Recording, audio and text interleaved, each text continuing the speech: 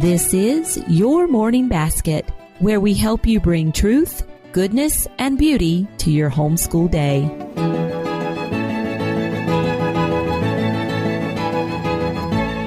Hi, everyone, and welcome to episode 46 of the Your Morning Basket podcast. I am so happy that you are joining me here today.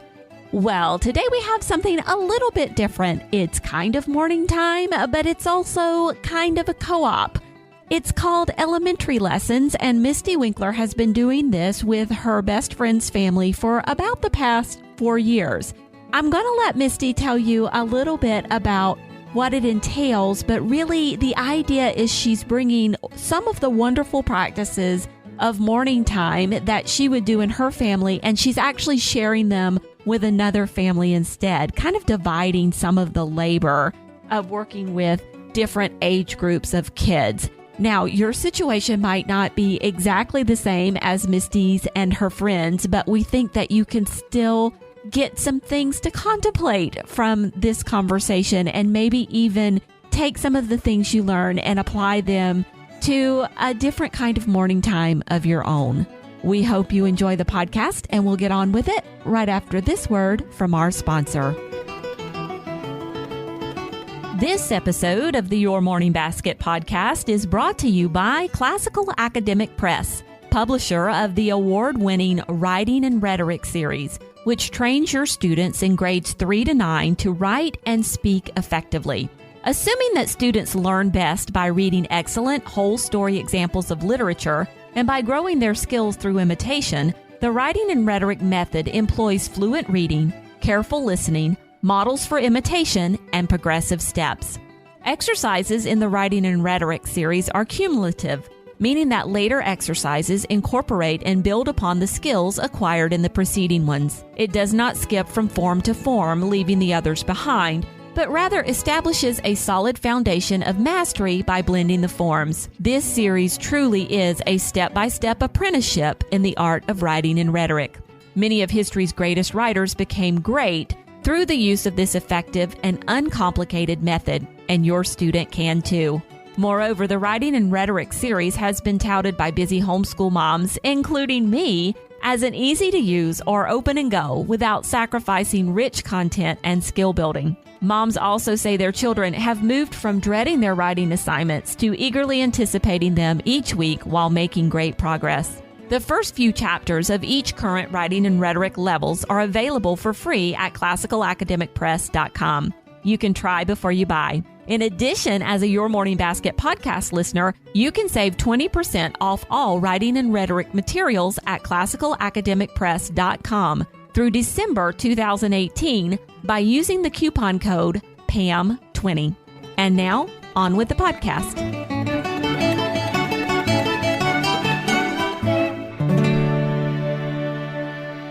Mystie Winckler is a homeschool grad herself who married another homeschool grad and is now homeschooling 5 children. She writes thoughtfully about classical education, educational philosophy, homemaking, and more at her blog, Simply Convivial, and she's the creator of the popular e-course, Simplified Organization.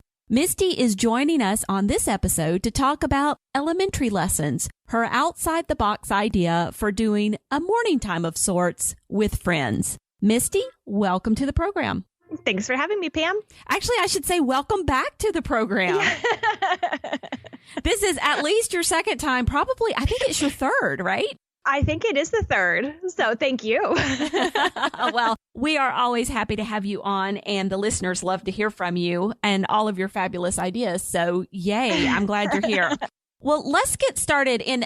We have had some listeners ask us about elementary lessons. And sometimes when we talk about elementary lessons, we talk about them as kind of a co-op because they kind of are. Right. And we're going to dig deeper into that. But you have said yourself a couple of different times in a couple of different contexts that elementary lessons is another version of morning time or an extension of morning time in your home. And so that's kind of how we're approaching it today. So first of all, start by reminding all of us and maybe some new listeners, what is your regular family morning time like?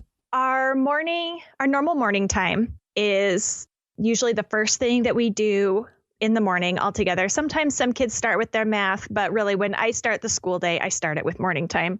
And we start with prayer and scripture reading and then do our memory work. So we all have a memory work binder. We sing hymns and memorize scripture and poems and catechism questions. And it really just kind of starts that day with the central things, kind of centering us and focusing us on what really matters. We make sure we get that important stuff in first. And I think there's nothing like singing together to get rid of the bad attitude mornings. Even if you can't sing. Even if you can't keep a tune, I can testify. Okay, so about how long is your morning time? So our family morning time is generally about 40 minutes, sometimes as short as 30, but it would be 30 if everyone, stayed on task the whole time, which never happens. So It's actually about 40 minutes. Partly it has been longer in the past, but because I have a high schooler this year who has quite a number of things on his list, but we still want him in, we keep it short. Okay. And so instead of like letting him go, you've made the decision you're just going to shorten morning time for the entire family. Yes. Okay. Yes. And now one of the things I don't hear you saying that you do in morning time is any kind of reading aloud. Am I right? Right. It's funny because I think it was actually when we were chatting at some point while you were writing your morning basket that I realized the elementary lessons was morning time part 2 for our family. And that is because you do strictly stick to that prayer, singing, memory work during that morning time part 1. Now, before we jump to elementary lessons, you used to, a couple of years ago, have almost like a second morning time for your little guys, didn't you? We do couch lessons, is what I call it, when I have early reader or someone that I'm supposed to be teaching them how to read. And so this year I have that also, which is another reason that I keep our family morning time short, is because we are all together for the morning time. Then the high schooler and middle schooler go off and do their independent work. The middle two start their math. They use, Math UC, so they can watch the lesson and mostly get started on their own. And then I grab my youngest, who's 5, and we sit together on the couch and do phonics, usually read either a picture book or a couple pages from a Mother Goose or poetry book, and work on a couple of the memory work things that I want my little ones to get, but don't come up often enough now in our review, like Psalm 1 and some of the things like that.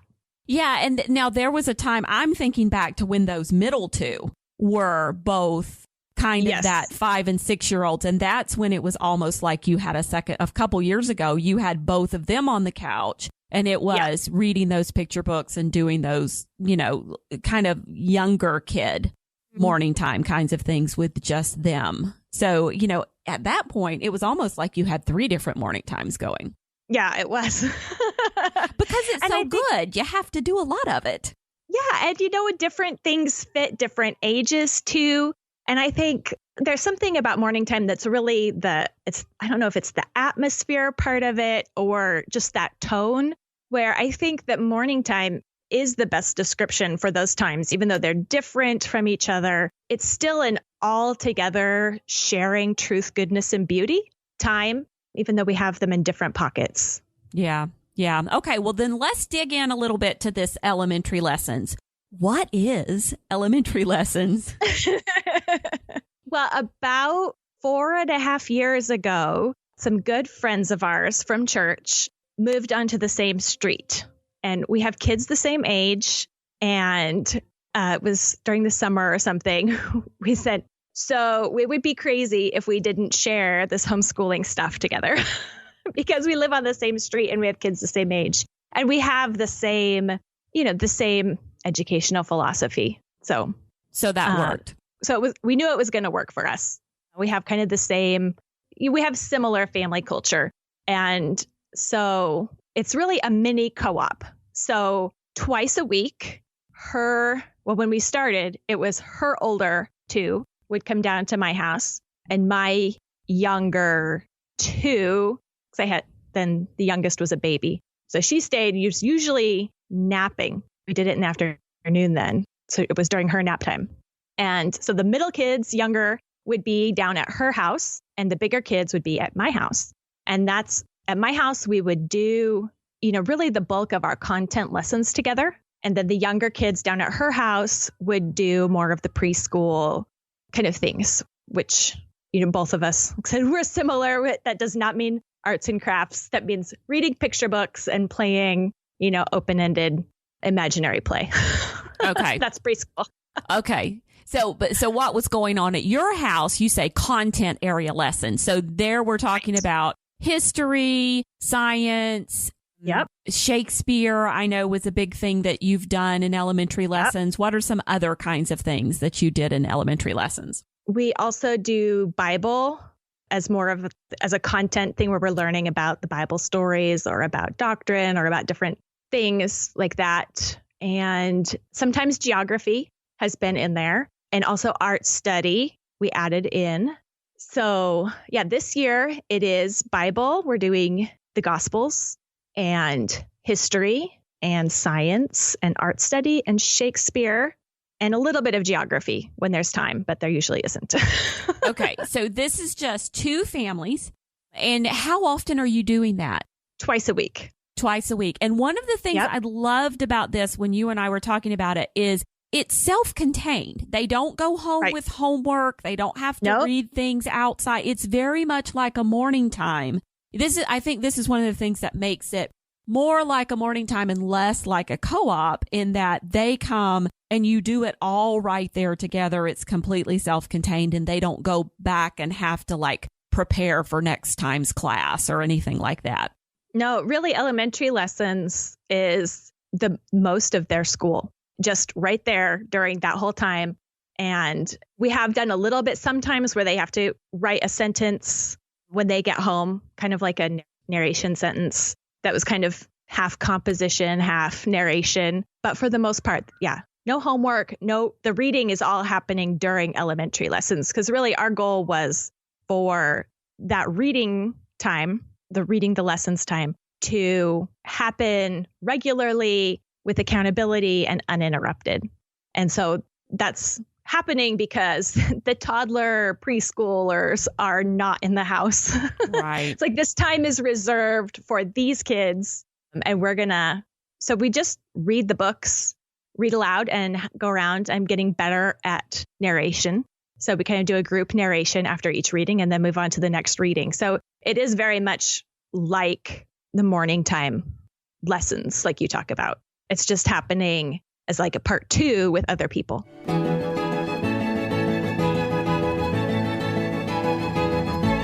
Okay, so let's talk a little bit about some of the similarities and differences between morning time and elementary lessons. How would you say that elementary lessons are most like morning time? And you just touched on one there. That was where you're reading together as a group and all of the reading is done right there. And then you're taking group narrations. What other similarities do you see? Well, some of it is the content, like the Shakespeare that's happening there. And in that same kind of, we're memorizing some Shakespeare and listening to some Shakespeare. And it's not less lecture based at all. We're not doing really discussion or anything. It's more of that exposure, the artist study, where we're looking at different art prints, where it's that truth, goodness, and beauty focus to the whole time. I think that's a big part of what makes it like morning time. Right. Okay. So how is it different? I mean, obviously you have other people in your house. Right. It's not all of our family, not only half of my kids are in elementary lessons and only half of my friends' kids. So it's a little bit more like a class because it's a peer group, but that's been really great for my kids too, because then they have friends who are learning the exact same things at the same time. And so that has really helped the lessons, come out in their play together or in conversation. So that element of having a co-op comes into play where they have friendships where people know the same things and are learning the same things. Right. And we were even talking recently about how the dynamic changes a little bit. Right. In their attitudes, behaviors, participation, because you have these other people coming in and it's not just they see mom as teacher a little bit differently. Yeah, they do. It's kind of funny. I mean, it's also one way it's the same is that it's the same table. Like we're all sitting around the same table as we do in morning time, different mix of people. But the difference between any other lesson where I'm just teaching more one-on-one or one-on-two with my kids and elementary lessons is there is just something different about having other kids in the mix and having it be an appointment and it's something I don't know if it's having a name, something about it. I show up differently, I think. And also the kids do as well. Like this is somehow official. It sets a different tone. Whereas sometimes it's easier to get in the patterns when it's just one-on-one with a mom and a kid, depending on the kid's personality and also their age. Sometimes they just get in a rut of pushback. Mm-hmm. And elementary lessons is a time where that's not happening. This is a class, but it's not like a co-op or a class where I'm the lecturer up teaching, presenting anything on a whiteboard. It's really the exact same thing I would be doing if I had only one or two of my own and I was doing something like Ambleside. I use a lot of the same books as Ambleside. Well, and it's exactly the same thing you would be doing in morning time with your kids. If you weren't doing it in elementary lessons, you would probably still, be doing it in morning time with your kids. Yes, I would be sending, my high schooler off at the time where we usually end and instead continue with this exact same stuff. Yeah, for sure. You're just able to reap some of the benefits of having those peers there and, blessing a friend and then avoiding some of those interruptions. One of the things we haven't talked about that it's different is at this point, you're not fielding toddlers and bouncy preschoolers. Goodness. They're off somewhere else. I could not believe the first couple times that we did it, how much more we could get done and how much, we could just read and listen to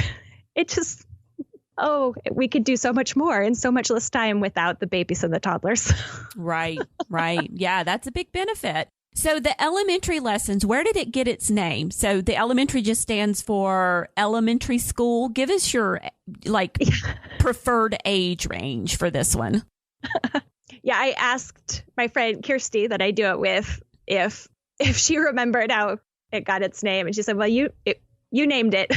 Like, okay, yeah, it sounds like me because it's the elementary kids and it's their lesson time. No, unless I can create an alliteration, like elementary lessons is about as creative as I get for naming something. Okay, so it really just does stand for like elementary kids. So what ages do you find is a real sweet spot for this kind of thing? So we do generally about 2nd grade to 6th grade, thereabouts. Okay. Kind of depending on the kid, but that's really our age range. And so sometimes the books, depending on that mix of who the mix of kids are that age or that year, depends on if it's steered more towards lower elementary or more toward upper elementary. This year we have 7-year-olds to an 11-year-old. Okay. And so you have it's a fairly wide age range. And so you're probably gearing a little closer to the middle. Right. This year I have 2 7-year-olds and 2 9-year-olds and 1 11-year-old. So it's really geared more toward the lower end this year and just, kind of giving the older one a little bit different assignment or asking him to do things, kind of making him be in charge a little bit more or, help out a little bit more. But it depends on the weight of the ages. And we're kind of in a weird, when we started, it was the older kids. The oldest kids were at my house. And then the youngest kids were at my friend's house. And now we're at the place where it's the middle kids.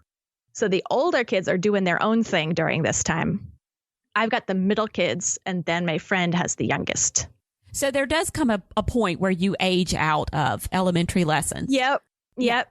And get kicked out at some point. And what causes you to do that? What causes you to get kicked out of elementary lessons? Well, I think, it's one is just we cycle through a history cycle. So we're going to be repeating something. And I do a 3-year history cycle. And you might repeat a cycle and I might choose a different book. But so this year I kicked out what the oldest student we had last year. She got kicked out. because, it was just time when you get into, about 7th grade or so. I think you just need harder books than what we're doing at elementary lessons and some more independent. And this really is geared more for the younger crowd. So it's kind of, is this going to fit you right? If this is going to fit you this year, or, when my second son had aged out, it was because he'd already read this book, the book that we were reading for history, multiple times on his own. I was like, you need the next, you need a different book, and you can do it on your own because, you're ready for that. So what I hear you saying is when they need something more, when they really need to be doing things more independently, that's when they kind of not get kicked out so much as graduate. They graduate. They graduate from elementary lessons and kind of move on to. And also, I'm sure it has to do with some maturity of, having a child that you can expect, for the most part, that they're working independently and doing what they're supposed to be doing, even, while elementary lessons are going on. Mm-hmm. Yeah. Yeah. So what tells you that a child is ready for elementary lessons? If they can listen to the reading and, give a decent narration afterwards, just that they were paying attention. I'm still bad at narration, but I'm getting better.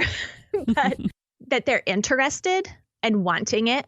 And especially because it's something we've been doing and the older kids have done, it is something that the kids who are in it now were excited to start and want to do it because they seen the older kids do it. So they felt like they were kind of coming of age and they were excited to learn. Doing something with friends helps on that excitement level, and having excitement helps with the learning. So it's kind of win-win. Yeah, it's a big motivation. Mm-hmm. So on a practical level, how did you and Kirsty decide to divide up responsibilities for planning and teaching and childcare? Who was going to take the older kids and who was going to take the younger kids and things like that? For us, it was pretty natural distinction because she's really good at, sifting the picture books, and she likes to read aloud, and I don't actually. And then she was fine that I can pick whatever books I want. And she's like, go for it. If you're doing anything, that's great. So I kind of have that ability to pick whatever I think is going to fit and just run with it.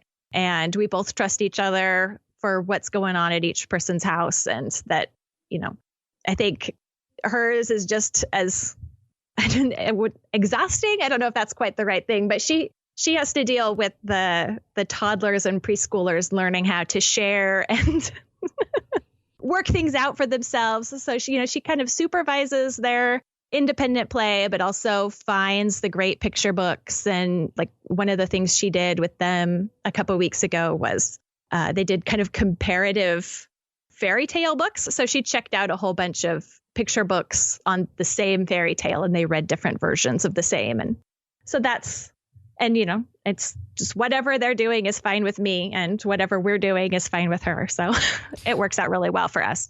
Yeah, it sounds like not only do you have a good mesh of like, oh, I'm interested in working mostly with older kids and I'm interested in working with mostly younger kids, but you've also got a good personality thing going on there. And how many years have you been doing this, Mystie? This is our 4th year. Yeah. So you've really kind of worked out the kinks and, the expectations as well. Mm-hmm. Yeah. Mm-hmm. And, another great thing about it is just the kids walk down and walk back, and that gets the wiggles out right before the lessons. So, and as soon as the lessons are over, they go down to Kirsty's while I clean up. And so they're getting some fresh air most of the time, unless it's raining or snowing. Right. Right. So just able to get out a little bit too. So, and hey, socialization, you've got it like checked off. There we go. Well, what do you think are some of the benefits of doing these subjects in elementary lessons rather than just incorporating them into morning time for like a family?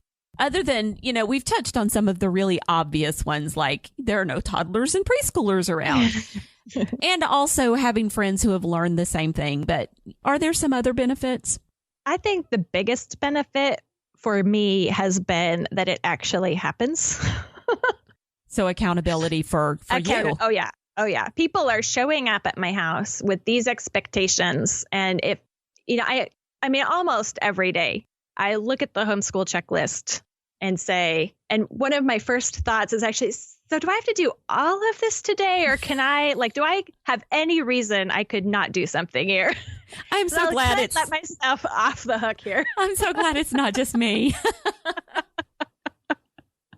So that doesn't happen with elementary lessons because one, actually, I do the lesson planning and the scheduling of what we're reading when in the summer. So everything is just open and go.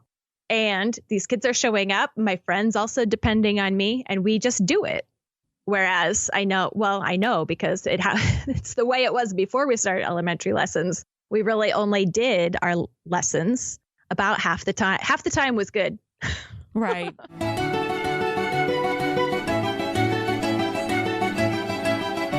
And so having that outside accountability, independence, and it really does help. It's a lot harder to muster up kind of internal motivation to do this than it is to just, set yourself up some external motivation. And then you have to do it. You have to not let people It's a little down. cheat.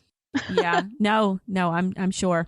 What about drawbacks? Are there any drawbacks to doing elementary lessons as opposed to just putting these subjects in a morning time? Well, I think that what makes it work so well for us is that we do have friends that live so close and are on the same page pretty much across the board. That's just such a blessing and not common, really. So I think there would definitely be a lot of drawbacks if we didn't have our friends who were on the same page. Trying to put something like this together with people that wanted to do, something completely different, or if you had to try to iron out different opinions on should we do these books or these books. But both my friend and I can send our kids to the other's house and completely trust, whatever decision you want to make is totally fine with me. And that's one of the things that makes it work. Right. And we're going to talk in just a minute about some of the more practical aspects about how can other people who don't have this dream set up as Mistie's homeschool compound, how they might make it work for them. But before we do, our big fourth R in morning time is relationship. So how have you seen relationship play out during elementary lessons? How has it been a good thing for you guys, for both families? Yeah. I mean, one is just the relationship that the kids have. And because, these are neighborhood friends as well as good church friends, they play together a lot. And so what's really fun is to see them, playing outside or sitting together, chatting, and have things come up where, they know the same things. They've been reading the same things. They will act out Shakespeare plays that they've read together for fun. It's like, score. So there's that friendship relationship that's definitely being built up by having the same kind of content foundation together, sharing that experience. And also the relationship, even between me and my own kids. I think it's because I do, it's maybe embarrassing, but I do show up different when there are other kids there too. And, when you answer the phone, you maybe just been yelling at your kids and then you answer your phone like, hi. Not me. You do that too when it's other kids. So it helps me take a step back and say, okay, this is how I should be talking, even if it were only my own kids, because this is, good for our relationship. This is building our relationship so much better for me to be able to speak kindly no matter what. Yeah. So it's kind of like the accountability cheat. It's also the relationship cheat. Well, and, that is so hard, especially for people like, I think our personality type, you and I have the same personality type.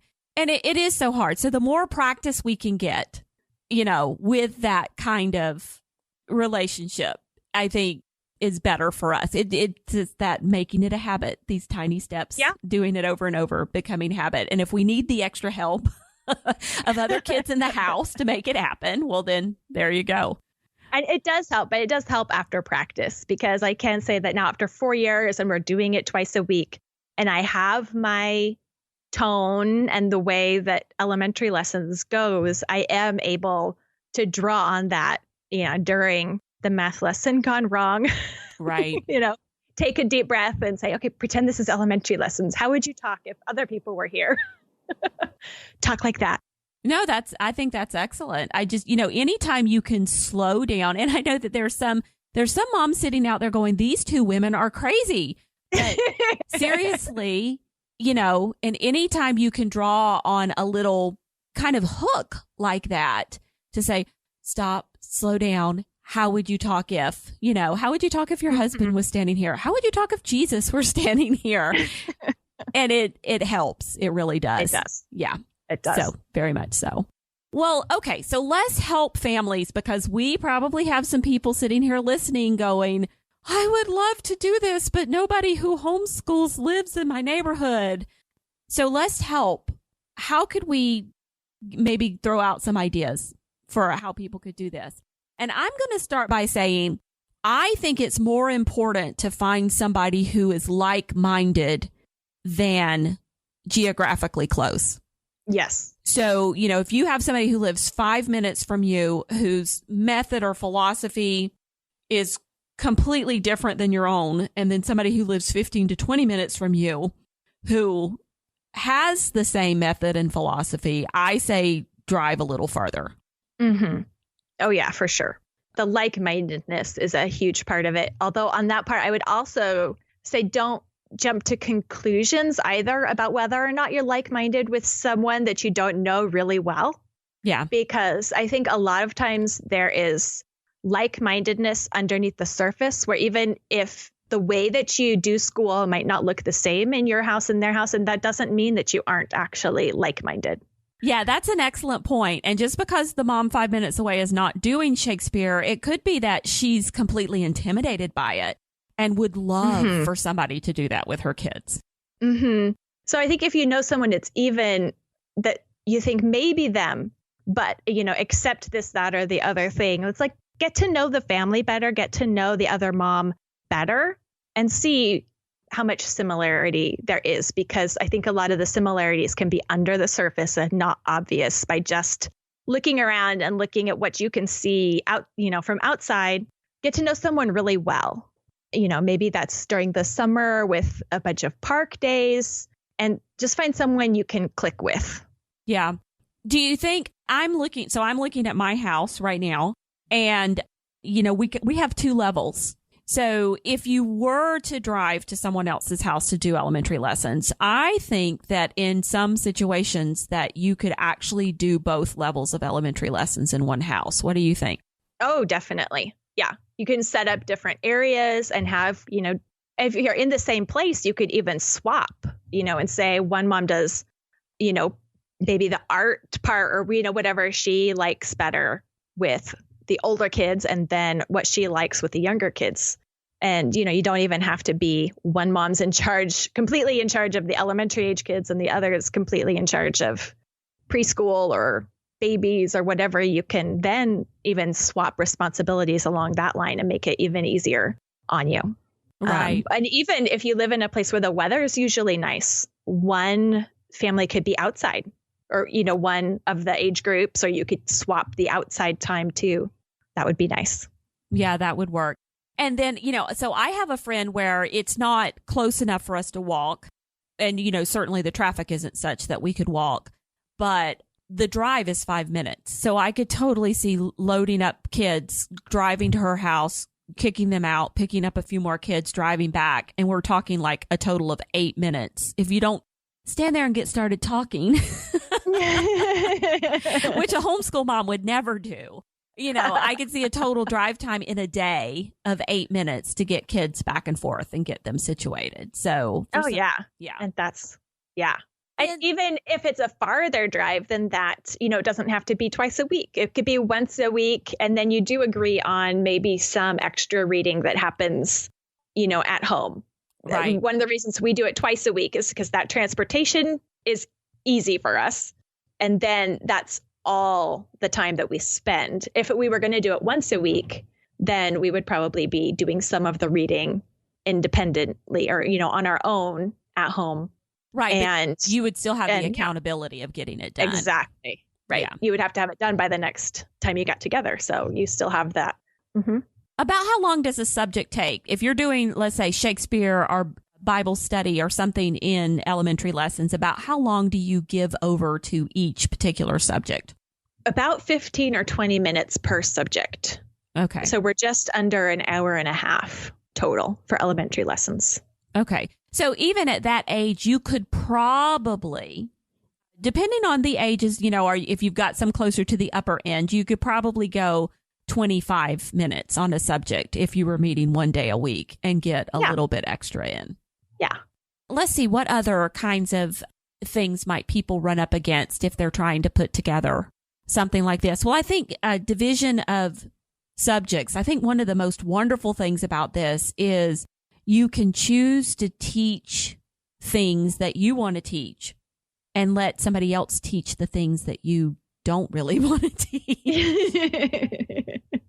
So, I'm just thinking about my friend down the street.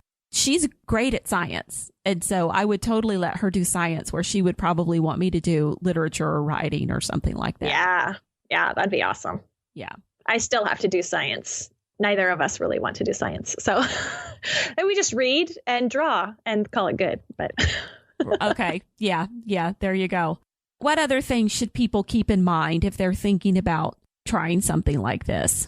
I think a big thing that I have to remember is not to overcomplicate it, because it's really easy to overplan and to overthink it and say, well, because this is, kind of a official lessons, or because other people are relying on me, then it has to be this bigger thing than it really does. And so I always get carried away in the planning phase, and I have to step back and say, okay, the goal here is just like a family lesson time.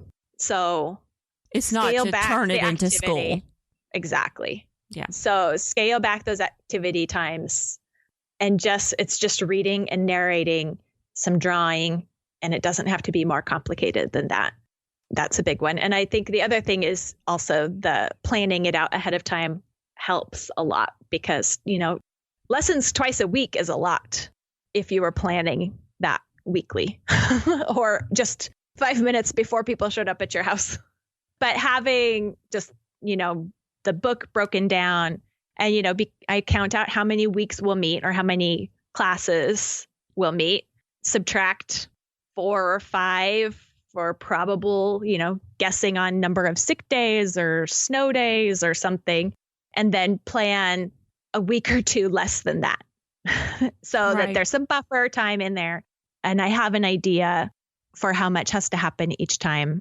And I know that it's realistic, and then I can just do the next thing each day. So I don't have to spend prep time, because right now elementary lessons starts at 9:30 in the morning, twice a week at our house. So for our family morning time and for math to happen before that, elementary lessons has to be ready to open and go. Right, because you don't have a lot of time to prepare before that happens.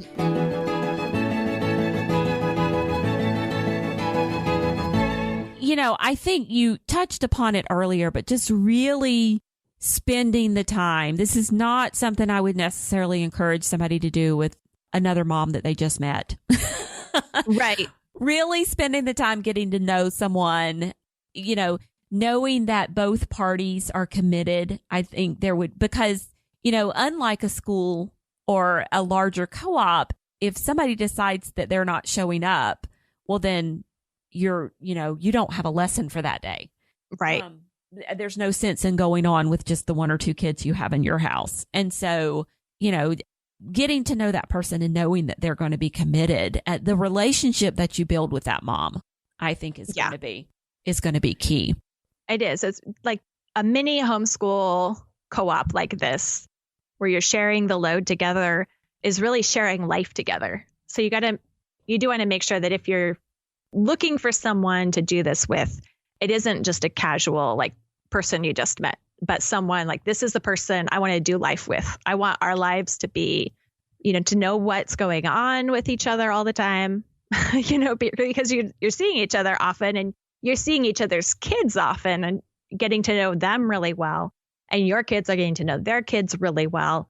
it's neat. It's a neat relationship. And that's what you want to look for more than just, oh, this is the closest person, or this person said yes, but are they going to show up? How much are you going to invest, and how much are they going to invest?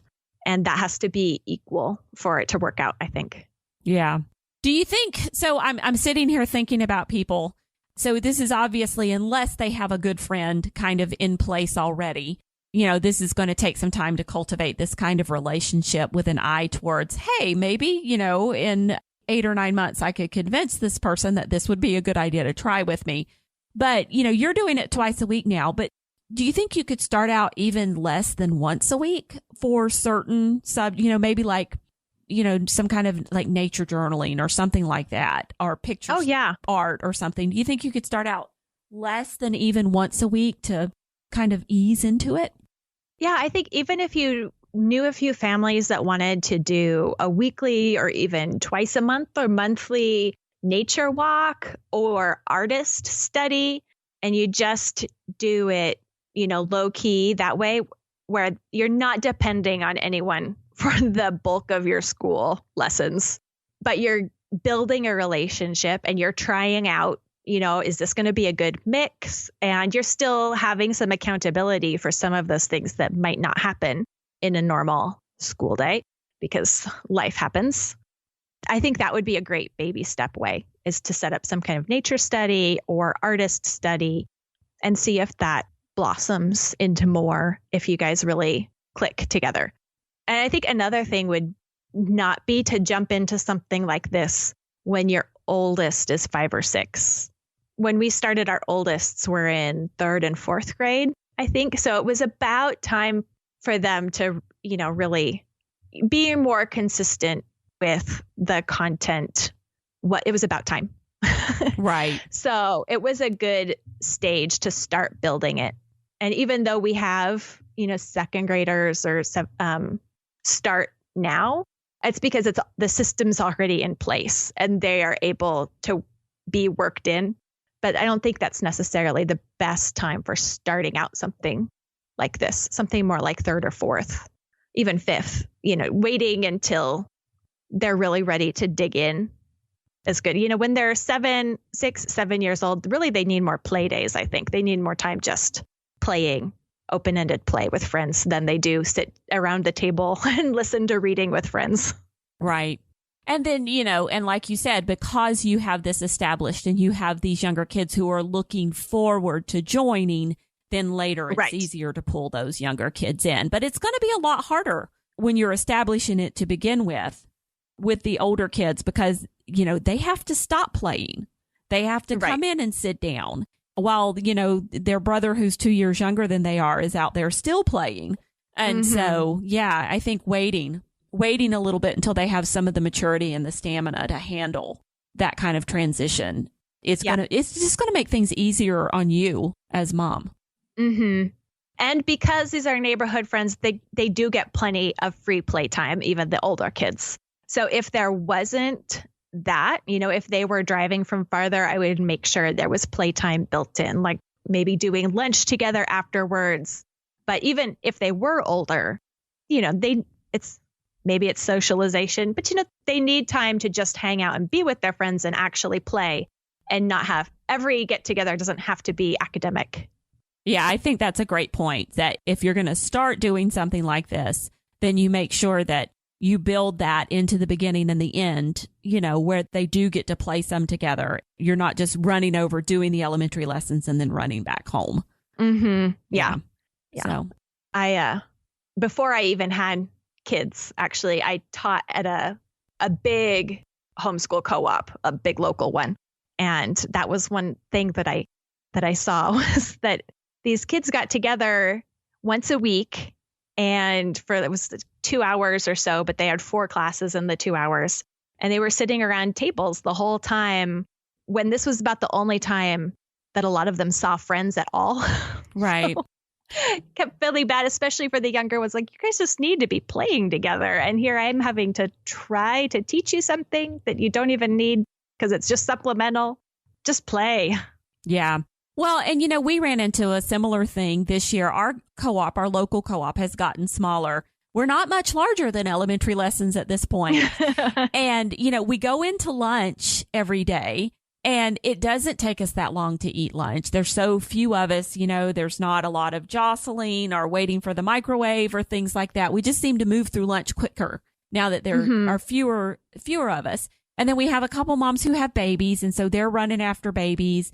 And, we have a couple of pretty introverted moms who like to, take that time to just kind of relax and read something or look at, check their Facebook or whatever. And we're kind of like starting early. We were starting the afternoon classes early because it was like, well, we're sitting here really not a lot's going on. Let's just go ahead and start. And we realized we were cheating the kids. That out of that really important playtime that they got during lunch, just so we could get done early and go home. And And so we stopped. So yeah, I think it's really important to have that playtime built in because that is the time that they do get to enjoy each other. And they learn a lot from that, just like they learn a lot from the academic lessons. They do. And I think that it's easy as the homeschool mom to think that to earn a spot on the schedule, like it has to be academic or productive, but that playtime is productive time for kids, especially elementary age kids. So, if you wanted to start a baby step into elementary lessons, like just make it a play day. Yeah. It doesn't have to have an academic excuse to get together and get to know people. Right. That is valuable in itself. Yeah. And then spend that time to build those relationships and have those discussions. And then you could work it into, working up to more of a full-blown elementary lessons. And, my friend Jessica and I have talked about this a number of times. If we didn't have our co-op, we would probably still be getting together once or twice a week and switching off what we taught and switching off kids just because it is accountability. We do enjoy it. And we like being able to teach what we're passionate about and letting somebody else do the stuff that we're not. So, yeah. Well, great information, Mystie. I really appreciate you coming on and chatting with me about what you do and how it might possibly inspire others to do something similar and enjoy it. So thank you so much. Yeah, it's been fun. And there you have it. Now, if you would like links to any of the books or resources that Mystie and I spoke about today on the podcast, including links to some of Mystie's writings about elementary lessons, you can find those on the show notes for this episode of the podcast. Those are at pambarnhill.com/YMB46. Now, also on the show notes, we have a little tutorial for you to show you how to leave a rating or review of the Your Morning Basket podcast in iTunes. Doing so helps us get the word out about the podcast, and we thank you very much for taking the time to do it. We'll be back again in a couple of weeks with another great morning time interview. Until then, keep seeking truth, goodness, and beauty in your homeschool day.